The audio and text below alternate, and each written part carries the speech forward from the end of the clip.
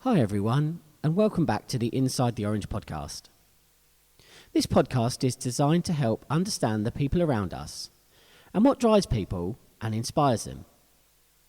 Today's episode is all about autism from the perspective of a parent of a person with autism.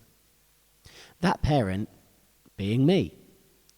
So this episode is autism from a dad's perspective. Let's get into the episode.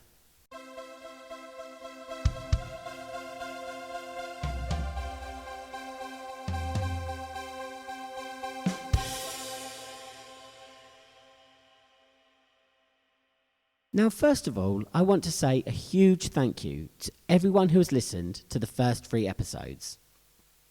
If you've missed them and you want to hear them, there is a link in the description. I'd also ask that you make sure that you subscribe if you want to hear the podcasts as soon as they're released. And please don't forget to hit the like button or share them to help other people find these podcasts. I'd like to say a massive thank you to Godwin for the fundraising that he has achieved. As of 12 o'clock on Tuesday afternoon, his total stands at £5,180. He has done so much for a great cause, Children with Cancer UK. Now today's episode is about autism and the National Autistic Society and how it helps people every day. Now with Inside the Orange, some episodes are interviews, like the one we did with Goddo. And some weeks are like today, where it's just me explaining what I believe my podcasts, Inside the Orange, are inspired by, what they're about, and why they're for anyone who wants to listen to them. Today, I am talking as the father of a child with autism. I am not someone who has autism myself, but as a parent, I believe I am on the front line of the people who need to understand autism. My son is amazing and has been such a character since the day he was born. He has taught me so much about people, more than any leader, program, mentoring or training that I've had in the past. I know as a parent we see things that he might not want to show at school, such as behaviours, feelings or interests that he has. But it's our job as parents to make sure he is happy and able to feel comfortable to live in everyday life. I also appreciate that the terminology of how people with autism like to be referred is very much debated. So this is the form I'm going to use, and if anyone listening does take offence to my terminology, I do of course apologise. My message today is only aimed to help get autism understood in the world we live in. Now, it's important for people who don't know much about autism to explain that autism is a spectrum-based condition. This means people who have autism can have a range of different abilities and levels of understanding of the world around them. It's important to remember it's not a one-size-fits-all condition, and everyone needs to be treated to their own individual need. The amazing thing is that this is how we should deal with people anyway, in my opinion, as this is what Inside the Orange is all about, understanding people. And the idea of today's episode is to explain how autism fits into the Inside the Orange podcasts. One of the ways autism was explained to us early in our son's diagnosis, when we attended the Child Development Centre, has stayed with me to this day. We were sat with other parents with children with autism, and they asked us to listen to this recording. The recording was noises such as traffic noise, air horns, sirens, and around the noise were words in Norwegian. The task we were set was to write down the words we understood. Now, with all the noise and the fact that the words were in Norwegian, this was practically impossible. Then they removed the noise and just played the Norwegian words. Now, at this point, it got a little easier as some of the words sounded English, but it was still challenging nonetheless. They then played all the words in English, which, obviously, being English, was easy. The point was, this is an everyday event to a person with autism. The noise they projected is the world around them. It could be loud, disruptive, and not easy to understand in. But the more we understood, the easier it became, And I think that taught me so much about the world we live in and how people can sometimes get lost in communication even though we think the words are all there for them. I have always told the story of our son that if he's asked to do a book review for school, you'll be lucky to get 3 or 4 lines. But if you were to ask him to write a book about WWE, the wrestling sports entertainment show, being one of his favourite things, he could write you a book the size of War and Peace. Our son has always had the ability to amaze us.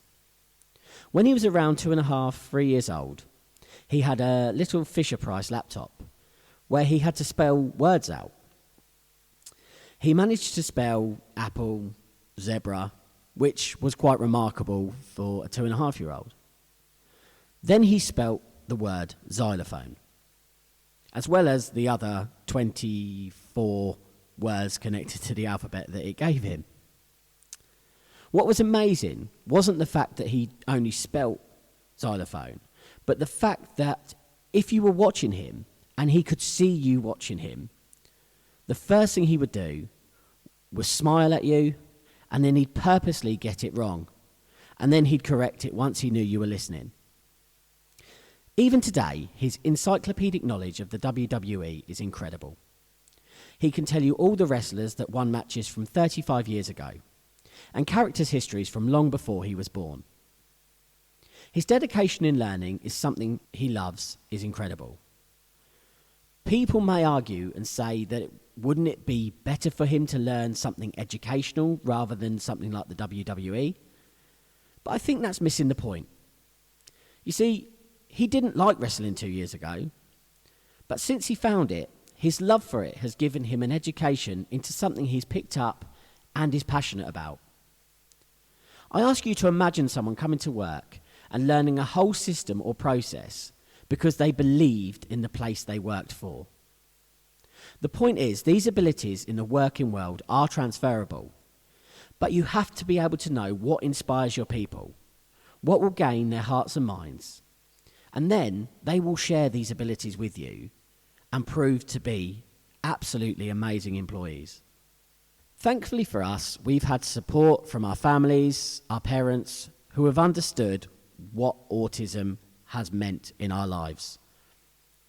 To make sure our son has the boundaries, doesn't get caught up in things that make him overly emotional, and understand what kind of behaviours, moods and understanding he needs on a day-to-day basis. There is also fantastic support from places like the National Autistic Society. The link to the website is in the description, but I'll let you know it as autism.org.uk.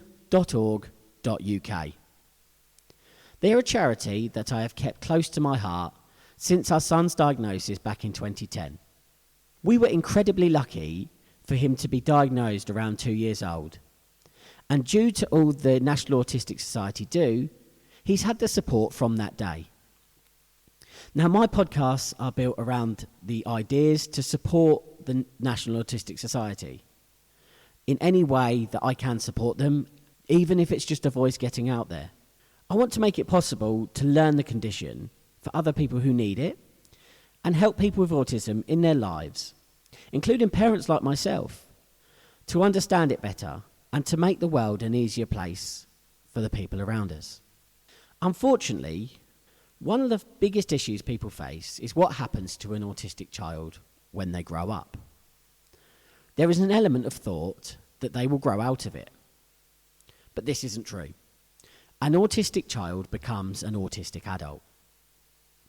There is still a lot of work to be done around getting autistic adults into full-time employment, as according to the website ambitiousabouautism.org.uk, only 16% of autistic adults are in full-time employment, although many more want to work. The link for this website will also be in the description, so please make sure you have a look and see what they do, offer, and if there's anything that you need from them, have a look. As parents, both myself and my wife want to make sure our son continues to be happy and comfortable in his emotions. and be able to deal with the surroundings and be able to work in a job that he enjoys once he becomes an adult. In the current time, one of the biggest problems facing people with autism are having to wear masks. Fortunately for us, our son is okay with this, but due to autism being an invisible condition, there is still a narrow-minded view of some people that if I can't see your disability, you can't have one, so you should wear a mask. Please remember, this might not always be the case, and I ask anyone who thinks someone is not following the rules set to please consider this before challenging someone about it. I remember the amount of tuts and shakes of heads that we had to endure with people assuming that we were queue jumping or using disabled facilities for our own benefit. And it shows an ugliness in people that sometimes really isn't necessary. For people that are not sure, please visit the National Autistic Society website and see what they're about. And see what you can do to help make life a bit easier for someone in your life that may be struggling with it, or yourself. Supermarkets and airports now are doing a fantastic thing. They're giving out special lanyards. And that gives an indication to people that you may need additional support. And I think this is an amazing and helpful thing to do. Inside the Orange aims to create discussions and to get people to understand other people in the world. Autism is one of the reasons this podcast started.